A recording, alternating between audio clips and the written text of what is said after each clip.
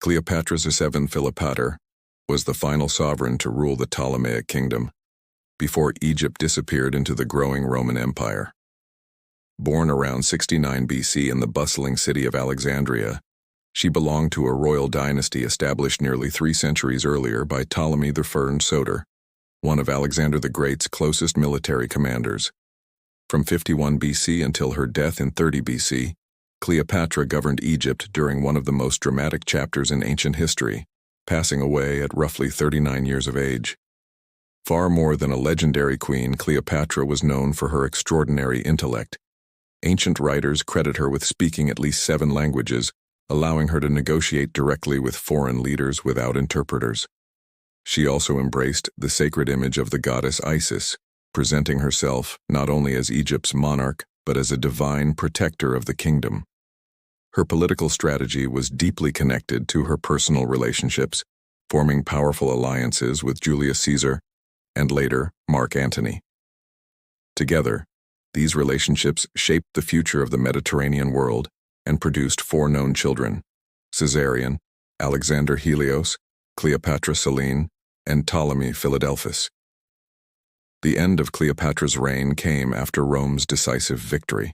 Mark Antony's forces were crushed following the Battle of Actium, leaving Egypt vulnerable to Octavian, the man who would later become Emperor Augustus.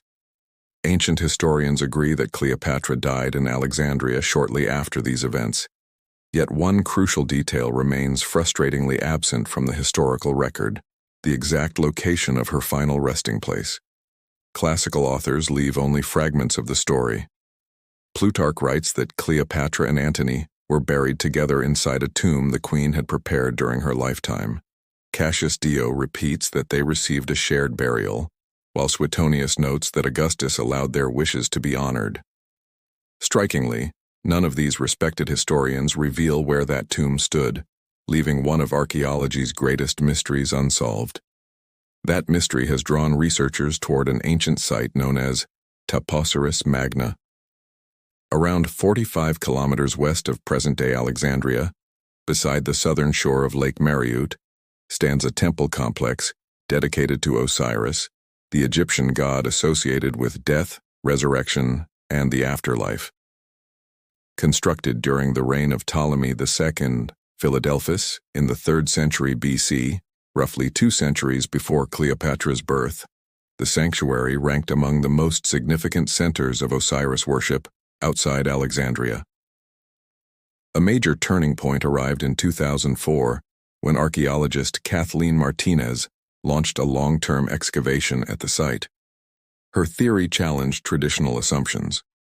Because Cleopatra identified herself with Isis, the divine companion of Osiris, Martinez proposed that the queen may have intentionally chosen burial within an important Osiris sanctuary rather than somewhere inside Alexandria's crowded royal district.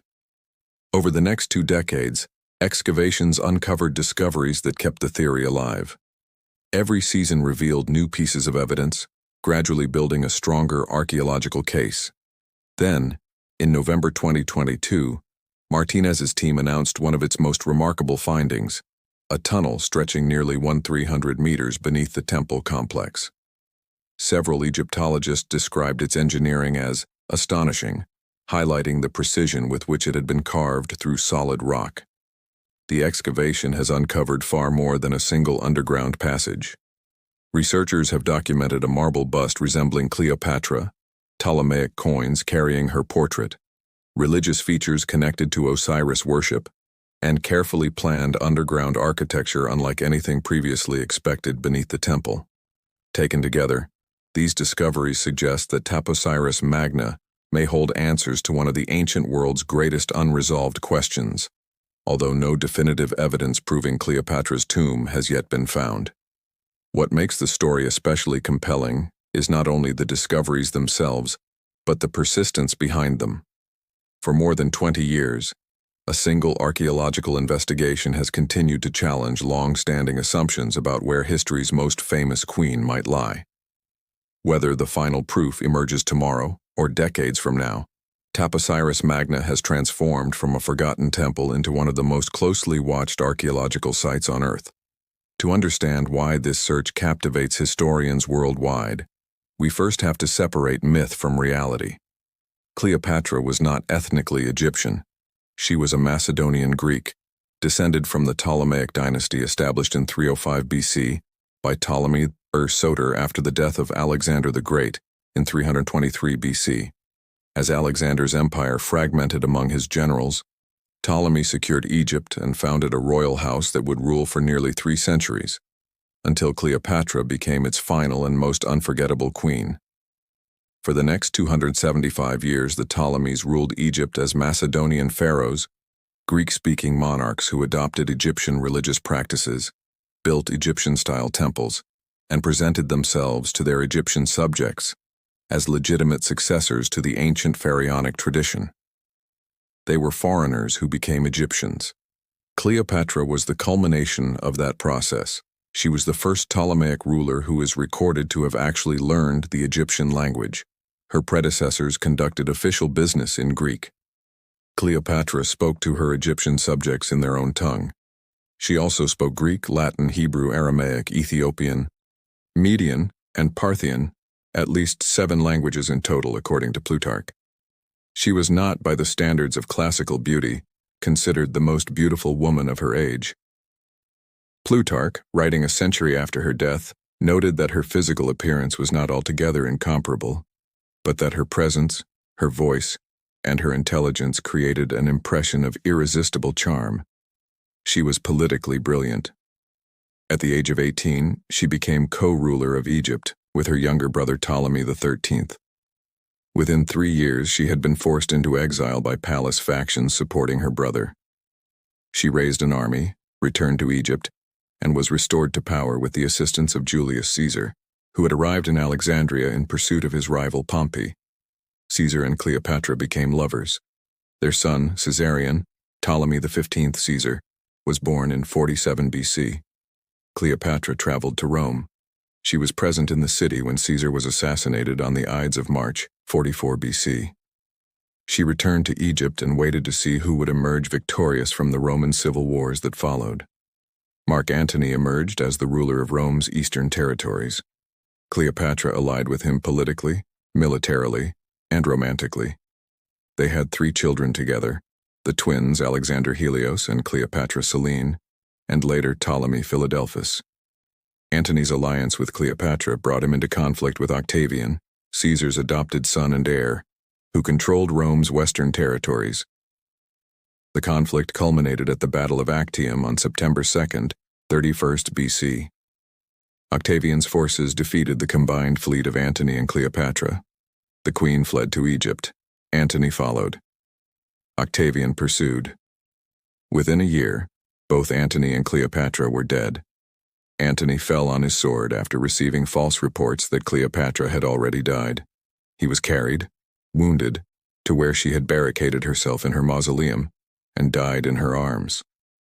Cleopatra survived him by approximately 10 days. She negotiated with Octavian. She attempted to secure favorable terms for herself and her children. When it became clear that Octavian intended to parade her in his triumph in Rome, the ultimate humiliation for a queen who had ruled as a goddess, she chose death. The traditional account says she was bitten by an asp, a small venomous snake smuggled to her in a basket of figs. Modern scholars have questioned whether an asp bite would produce the rapid, painless death the ancient sources describe. Some have suggested poison instead. The method is uncertain. The outcome is not. Cleopatra VII Philopator died on approximately August 12, 30 BC at the age of 39. With her death, the Ptolemaic dynasty ended. Egypt became a Roman province. The ancient pharaonic tradition, which had survived in modified form under Macedonian Greek rule, was subsumed into the Roman Empire. An era of 3,000 came to an end. The Roman sources agree on what happened next. Plutarch, in his Life of Antony, records that Octavian, the future Augustus, permitted Cleopatra to be buried with Antony as she had requested. The burial took place in the tomb that Cleopatra had constructed during her own lifetime. The tomb was magnificent. Plutarch describes it as a monument of great height located near a temple of Isis. Cassius Dio, writing over a century later, confirms the joint burial. He notes that Octavian honored Antony with appropriate funeral rites and allowed him to be interred in Cleopatra's royal tomb. Suetonius, in his Lives of the 12 Caesars, confirms that Augustus permitted the burial. The sources agree that the burial happened. They do not agree on where. They do not provide a location. They do not describe landmarks that would allow modern researchers to identify the site. The tomb of Cleopatra has been lost for approximately 2,000 years. The search has consumed generations of scholars. Alexandria, the city where Cleopatra lived and died, has been the natural focus. But ancient Alexandria is largely inaccessible. The modern city music sits on top of the ancient one. Buildings, streets, and infrastructure cover whatever remains of the Ptolemaic capital. Earthquakes and subsidence have caused portions of the ancient city to sink beneath the waters of the Mediterranean. The royal quarter, the district where Cleopatra's palace and mausoleum would most likely have been located, lies underwater in the harbor. French underwater archaeologist Frank Gaudiot has spent decades exploring these submerged ruins. His work has revealed remarkable finds, statues, sphinxes, and architectural fragments from the vanished royal quarter, but he has not found Cleopatra's tomb. Some researchers believe the tomb lies beneath the modern city, inaccessible, without demolishing buildings and excavating through occupied urban neighborhoods. Some believe it lies underwater, perhaps destroyed by the earthquakes that reshaped Alexandria's coastline. Some believe it was deliberately destroyed by later rulers, Roman emperors or Christian bishops, who wanted to eliminate a pagan monument associated with a legendary queen. Some believe it survives intact, waiting to be found. Kathleen Martinez believes she knows where it is. Martinez is not a traditional Egyptologist.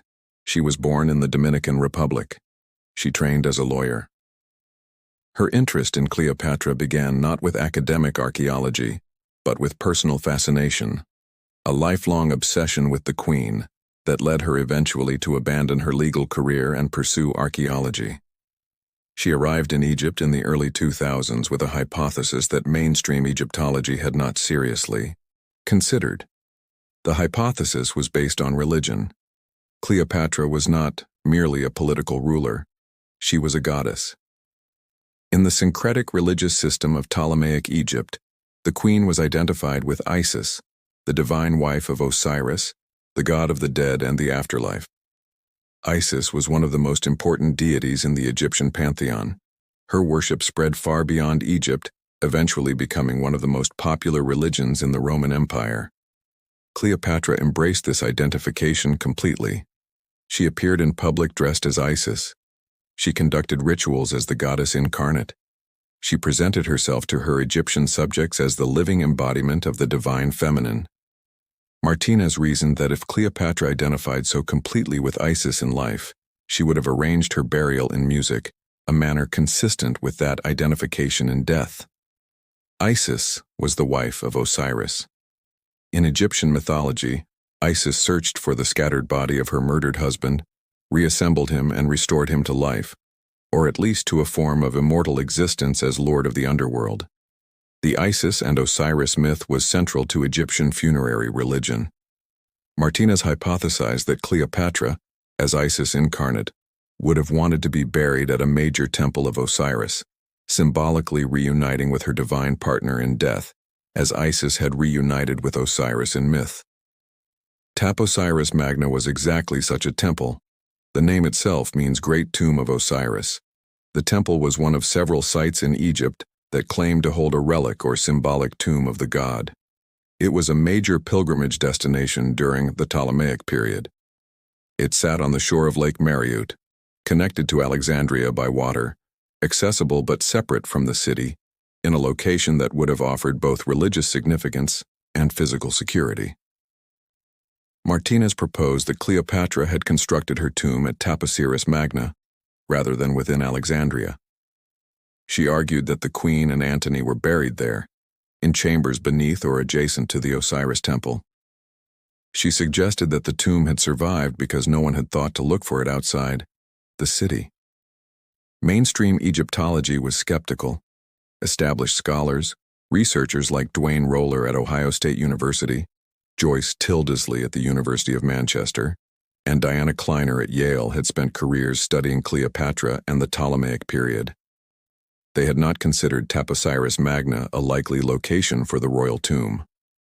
The skepticism was professional, but not dismissive. Martinez's hypothesis was unusual, but not impossible. The Egyptian Supreme Council of Antiquities, later reorganized as the Ministry of Tourism and Antiquities, granted her permission to excavate.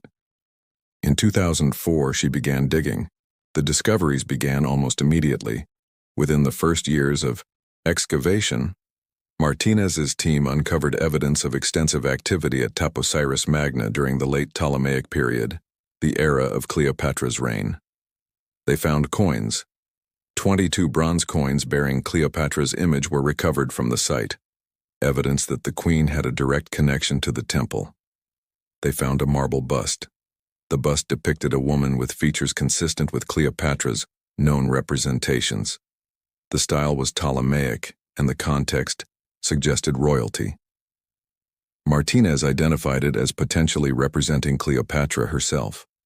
They found burial chambers, multiple shaft tombs containing mummies from the Ptolemaic, and early Roman periods were discovered in the vicinity of the temple. The burial suggested that Taposiris Magna was considered a sacred site, a place where the elite sought interment. They found evidence of the Isis cult. The temple complex showed clear evidence of Isis worship alongside the primary Osiris dedication. The religious framework that Martinez had hypothesized, the union of Isis and Osiris that would have made Taposiris Magna attractive to a queen identified with Isis, was supported by the material evidence. Zahi Hawass, the former Egyptian Minister of State for Antiquities Affairs and the most prominent music public face of Egyptian archaeology, became involved with the project. Hawass is a controversial figure. He has been criticized for self-promotion, for his management of Egyptian antiquities, and for his treatment of foreign researchers. But his involvement gave Martinez's work credibility within the Egyptian archaeological establishment. Hawass publicly supported the excavation. He acknowledged that the finds at Taposiris Magna were significant. He did not confirm that Cleopatra's tomb had been found. That would require definitive evidence not yet recovered. But he endorsed the continued search. The excavations continued through the 2010s. Each season produced additional material. Foundation deposits suggesting royal construction, architectural elements consistent with high-status building, and evidence of deliberate burial activity concentrated around the temple platform were found. The circumstantial case for a royal presence at Taposiris Magna grew stronger, but the tomb itself remained elusive. Then, in November 2022, the team made a discovery that changed the scale of the investigation. Beneath the temple platform, they identified a tunnel, not a small passage, a massive underground corridor extending approximately 305 meters, nearly a mile, beneath the limestone bedrock. The tunnel was carved through the rock at a depth of approximately 13 meters. Its dimensions were substantial, approximately 2 meters in height and width, large enough for workers to pass through comfortably. The engineering was sophisticated. The tunnel ran in a remarkably straight line, suggesting careful planning and precise execution. The construction quality led researchers to describe it as a geometric miracle, a feat of underground engineering that demonstrated significant technical capability. The tunnel's function is not yet fully understood. It may have been a processional passage, a ritual route connecting different parts of the temple complex. It may have been an access corridor, a practical route for construction or maintenance. It may have been a funerary passage, a path leading to burial chambers not yet discovered. Portions of the tunnel are submerged. Water infiltration over 2 millennia has flooded sections of the underground structure. The excavation team has been working to pump out water and explore the flooded areas. What lies at the end of the tunnel, what chambers or spaces the passage may connect to, remains unknown. The investigation continues. Martinez believes the tunnel leads to Cleopatra's burial chamber. She has said publicly that she expects to find the tomb, that the cumulative evidence points unmistakably toward a royal burial at Taposiris Magna. The mainstream scholarly community remains cautious. The evidence is compelling, but not conclusive. Coins and busts demonstrate a connection between Cleopatra and the site, but they do not prove she was buried there. The tunnel is remarkable, but its purpose has not been established. The Isis and Osiris religious framework makes Taposiris Magna a plausible location, but plausibility is not proof. Dwayne Roller, the Ohio State historian whose biography of Cleopatra is considered a standard academic reference, has acknowledged the significance of the Taposiris Magna finds, while noting that definitive identification of a royal tomb would require clear epigraphic evidence, inscriptions naming the occupants. Joyce Tildesley, the University of Manchester Egyptologist and author of Cleopatra, Last Queen of Egypt, has similarly noted that extraordinary claims require extraordinary evidence. Diana Kleiner at Yale has followed the excavations with professional interest while maintaining the skepticism appropriate to unproven hypotheses. Scholarly caution is appropriate. Archaeology has seen too many premature announcements of spectacular discoveries that did not survive closer examination. But the accumulation of evidence at Taposiris Magna is unlike previous Cleopatra tomb claims. This is not a single suggestive artifact. This is 20 years of systematic excavation, producing a coherent pattern of evidence: coins, busts, burials, religious iconography, and now a massive underground tunnel beneath the temple platform. The pattern is consistent with Martinez's hypothesis. The pattern has not been contradicted by any of the music evidence recovered. The pattern continues to grow stronger with each excavation season. The possibility that Cleopatra's tomb lies beneath Taposiris Magna can no longer be dismissed as fringe speculation. It is a serious archaeological hypothesis, supported by substantial material evidence. The discovery of the tomb itself, the burial chamber containing the remains of Cleopatra and Antony, would be one of the most significant archaeological finds in the history of the discipline. The cultural impact would be immense. Cleopatra is one of the most famous women in human history. Her story has been retold in literature, art, theater, and film for 2,000 years. Shakespeare dramatized her. Elizabeth Taylor embodied her. Her name is synonymous with ancient Egypt in the popular imagination. The discovery of her actual burial, her physical remains, her funerary goods, the chamber where she was laid to rest, would captivate the world in a way that few archaeological discoveries could match. The historical impact would be equally significant. The late Ptolemaic period is incompletely documented. Many aspects of Cleopatra's reign, her religious practices, her court, and her final days are known only through Roman sources written by her enemies. A burial chamber could provide primary evidence, artifacts, inscriptions, and objects that would illuminate aspects of her life and death that the textual sources do not describe. If Cleopatra's tomb is ever uncovered, it could become one of the greatest archaeological discoveries in human history. The treasure hidden inside may not be measured in gold or jewels, but in knowledge. A sealed royal burial has the potential to preserve evidence that has vanished everywhere else, offering historians a direct connection to the final days of ancient Egypt. One of the most exciting possibilities is the discovery of written records. The Ptolemaic kingdom was a highly educated civilization where official decrees, religious texts, and personal correspondence were commonly recorded on papyrus. Thousands of these documents have survived from other periods, but a protected royal tomb could contain manuscripts never seen before, texts capable of rewriting parts of Egyptian and Mediterranean history. The artistic evidence could be just as remarkable. Today, our understanding of Cleopatra's appearance relies mainly on coins, damaged reliefs, and later artistic interpretations. None of these provide a complete or certain portrait of the queen. A royal burial chamber, however, could preserve statues, painted panels, or funerary artwork created during her lifetime, finally revealing how Cleopatra was actually represented by her own people. Even more extraordinary would be the discovery of her remains. Several members of the Ptolemaic royal family from earlier generations were successfully mummified, making it entirely possible that Cleopatra received the same treatment. If her mummy has survived, modern scientific techniques could answer questions that ancient historians never could.